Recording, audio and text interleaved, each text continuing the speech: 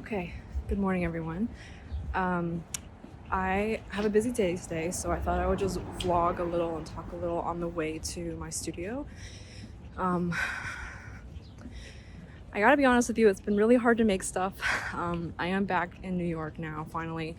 But in general, I've just had a really hard time with everything on the news and in the world lately about what is considered acceptable to create about. Okay, so sorry I got interrupted and then I'm in the studio now. But like I was saying, I find it really hard for me to justify making things when the world is just like gone to shit. And I generally, before I used to think like politics really shouldn't be involved in my creating, because, this is a place for me to like basically escape from all that kind of stuff. But recently, I just don't think that that's possible anymore. Everything is political. You can't make stuff if you're dead, that kind of vibe. Hold on, let me put my stuff down. And in general, I'm like super, super grateful always to be making stuff. And I never want to take it for granted. And I know that like if I'm putting stuff out there, there's a potential for someone out in the world to buy my stuff and to participate in it with me and to really appreciate stuff with me, about it with me. And I just wanted to say that if you support ICE in any way, if you support the Trump administration, if you don't support trans rights or women's rights or the right to an abortion, I can name like so many things. If you don't support the idea of healthcare, then I'm not interested in your support. I'm not interested in your money. This stuff is not something that I play with. I generally like I said, I don't like to put politics into my creation because I feel like that's not an actual productive use of my bandwidth to support the things that I support. So if you happen to disagree with me on any of those things, I would very much like it if you just removed me from your feed or timeline. I don't think either of us want to necessarily participate in each other's communities. I'm fine with that. I'll move on. I'm sure you'll move on. Yeah, I believe the rest of this video is me talking about how high standards are just standards, something that I really strongly believe in. Oh, sorry, I just tapped the mic. And I believe the rest of the video is me throwing, which is me actually, I don't think I've ever recorded myself throwing before, but stick around for that. Okay, bye.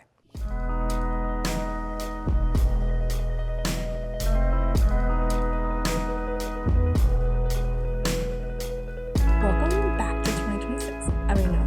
Welcome back to Selena Ceramics. Welcome to 2026. I wanted to, because it's a new year, I wanted to talk about one of my top 3 mantras in life, which is that high standards are just standards. Over the past few years, I've been trying to rewire myself to think of this differently. Like when someone says, "Oh, you have such high standards," or "Oh, you have such high expectations." So this is the basic idea, right? Your standards are your standards. It doesn't matter if people consider them to be high standards, because to you, those are just your standards. Set it, stick to it, and screw everyone else is basically the idea. I think the idea also goes both ways. So if someone else is willing to accept, say, a design that might be lower or even higher in quality than you would, that doesn't mean that you have high or low standards. It just means that yours are different than theirs. And that you're striving for different things. So be respectful of yourself and others. When I was generally outlining this intro topic, I was specifically thinking about, I think, my ceramics / design career. But I do also think that this applies to things like friends and family as well, or just life in general. I think a few years ago, I would say that people were much more disrespectful of my standards, or it was just the people that I knew at the time, and really considered them to be very high expectations or achievements. So things like that meant that I had to eventually remove them from my life friends, boyfriends, etc., they weren't being just like unsupportive. They were also being really critical of me achieving higher than they had expected, or like doing things better than they had expected for me. And I'm like, oh, you're not happy for me winning this design award. Okay, great, thanks, goodbye. Anyway, so looking back now, I think I realize that that's just them being envious. But tangent aside, I think that knowing and setting your standards just to help improve your design style or improve yourself. I've also realized that like because I have awareness of my standards, I have a better eye for when I do make stuff, and I know it can be improved in such a way to make it better. Like I'm a little bit more self-critical, which can be bad, but also like in a good way, it helps you like improve and learn from your mistakes and stuff like that. And let's go on to works in progress.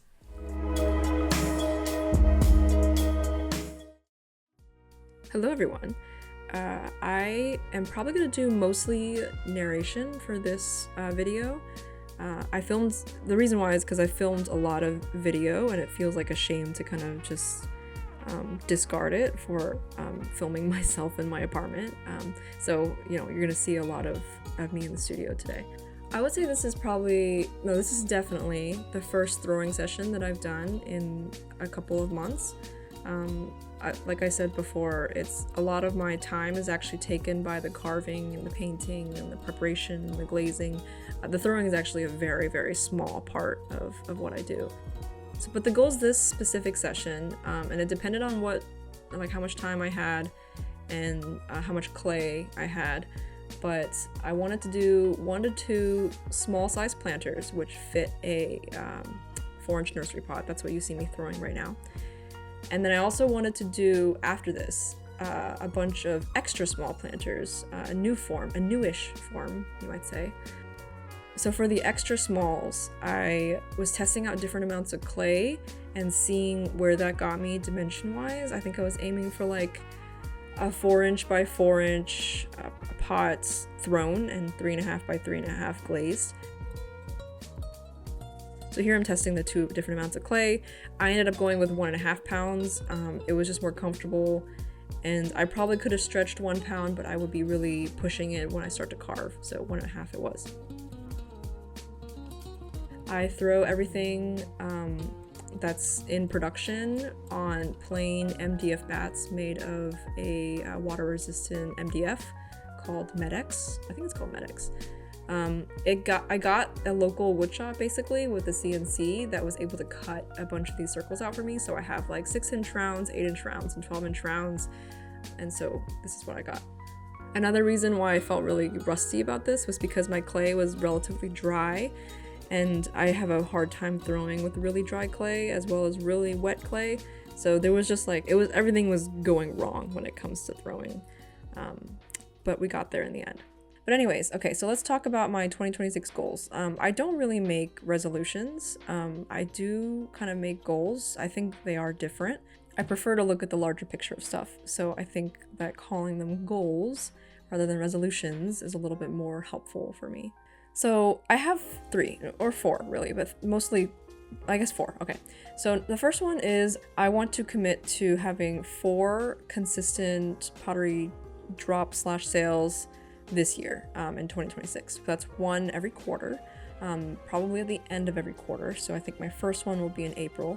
The reason why I wanted to do 4 and 1 every quarter is I wanted to be, 1, very consistent with my visiting the studio, making things, and I wanted to be 2, very organized when it comes to like making enough to meet like a certain deadline to sell.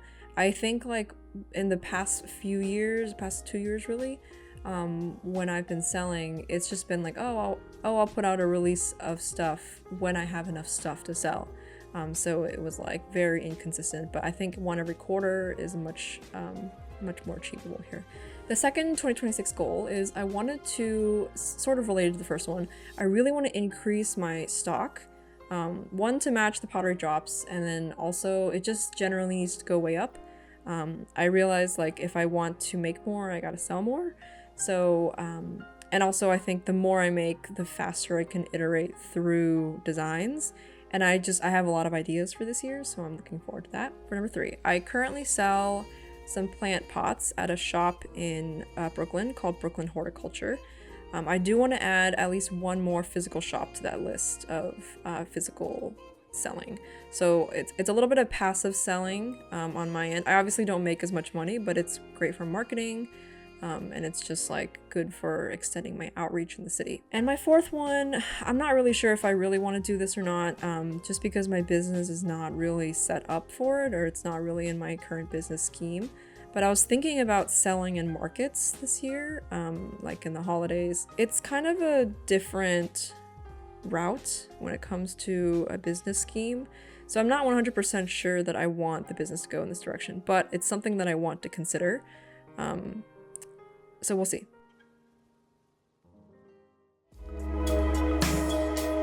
Alright, on to the last segment. My high, low, what do you know? For my high, I wanted to talk about some media that I ingested, watched, took in recently. I watched, in the movie theater, I watched Marty Supreme and I watched Avatar 3. Loved both. Marty Supreme's great. Timmy's a star.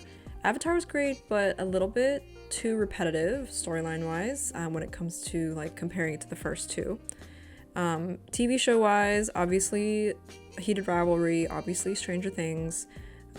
I did start watching Fallout as well from the first season, which has been really good, and I honestly don't have that much time to consume like TV shows these days, except for around the holidays, so we'll see if I do finish that show, but I like it a lot. Okay, my low is thinking about like traveling, because I just came back. Traveling out of the Midwest sucks. It sucks because I had to take a regional flight to like from New York to like a midway kind of point, like Detroit, Atlanta, Charlotte, Chicago, etc., depending on the airline. It's like an extra 4 or 6 hours of travel time, and it's travel time that I can't really do anything with. Like I just sit in the airport and like read or edit or whatever. So it's not like horrible, but it's not great either. For my what do you know, I really love to read. I am a sci-fi, fantasy, romantasy, myth, smut, whatever you want to call it, reader. Those are my kind of genres that I care for. But when I was younger, I also fancied myself a bit of a writer. So I did spend a month or so, maybe probably more than a month, honestly, working on a book that I called, I think it was called The Invisible Museum. But when I was home, I looked for it. I cannot find it anywhere. I'm sure it's like on a hard drive somewhere.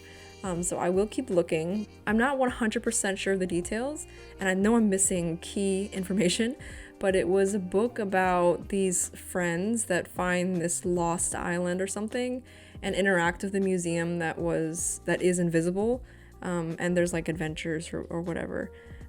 So I think I was very inspired by like, I don't know, Percy Jackson or something back then. Anyways, I will see you guys in the next video and keep making stuff. All right, bye.